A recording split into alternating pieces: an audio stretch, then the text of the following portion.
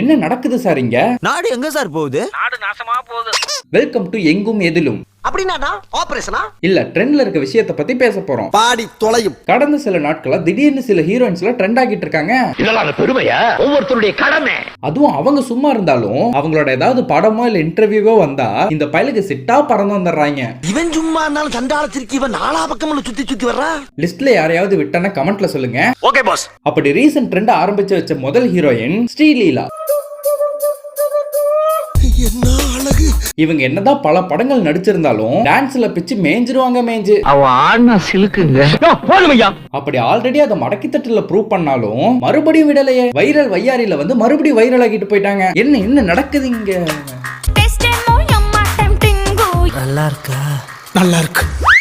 அதுக்கப்புறம் ட்ரெண்ட்ல வந்தவங்க தான் இந்த ருக்மிணி வாசன். ஆல்ரெடி அக்கா சாப்பிட்ட சகாதாச்சே சாரி யுவரான அப்படின்ற படம் மூலமா அறிமுகம் ஆனாலும் அதுக்கப்புறம் நம்ம எஸ்கேனா கூட நடிச்சு மதராசி படம் மூலமா மனம் கவர்ந்த நடிகை ஆகிட்டாங்க.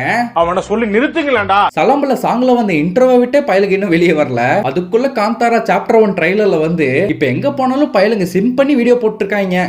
உன் பேர் என்ன? ருக்கு. ஐயோ, பேர்லயே ஒரு கிக்கு. அதுவும் புஷியானந்தையா வச்சு ஒண்ணு பண்ணிருப்பாங்க பாருங்க.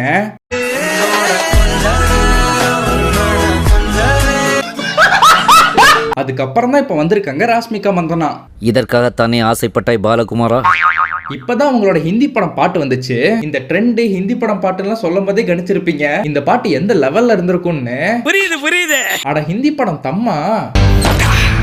அம்மா அம்மா.